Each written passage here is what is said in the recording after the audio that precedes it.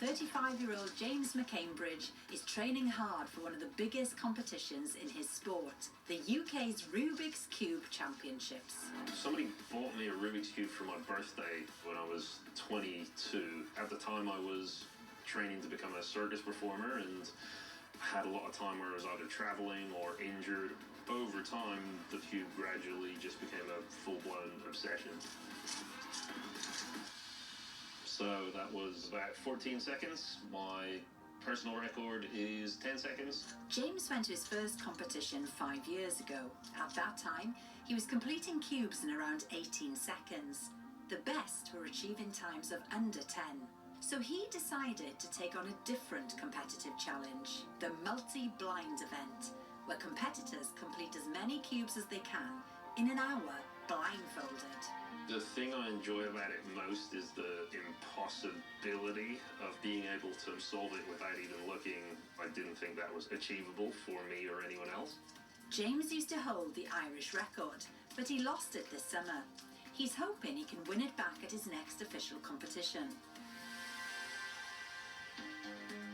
It's been called the insomniac's dream, the destroyer of marriages. The cube was invented 50 years ago by a Hungarian lecturer called Rubik. He wanted to teach three-dimensional movement to his students, but he soon saw that his cube might also have a future as a toy. I was sure it's interesting, I enjoyed it, and I wanted to discover the whole potential.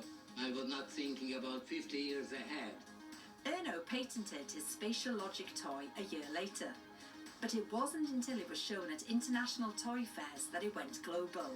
In 1980, it was renamed the Rubik's Cube and marketed around the world. I think I can say thanks for the kids. It became a craze, enough to sell about 100 million pieces. The craze also spawned a new sport, competitive cubing. And 50 years later, there are many other brands and shapes of twisty puzzles to try. Last weekend, crowds gathered in Coventry to compete at the UK Championships. It's our biggest competition in the UK this year, with over 500 competitors from 32 different countries. With the cube being out for 50 years now, people have had a long time to master all of the techniques, and it's allowed people to get the times down into the seconds. James is here hoping to get back his Irish multi-blind record. Competitors bring their own cubes, which are then mixed up by event organisers. James has 1 hour in which to memorise and complete as many cubes as he can. Once we're sat down, it's total silence. The timer will start. I'm allowed to look at the cubes for however long I like, but once the blindfold goes on, it doesn't come off.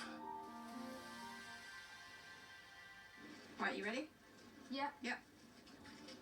Go. Also competing this weekend is 12-year-old Adam Stringer, who's here with his mum Rebecca. Oh, brilliant. 72 seconds. That's really good. So I love that there's always like new goals to achieve. And if you achieve them all, then you can just make more goals. Adam was diagnosed autistic when he was about 6. He was really struggling with how to deal with his emotions. He's really found his niche. He's really happy here. Nice. 28.0 seconds. Well done.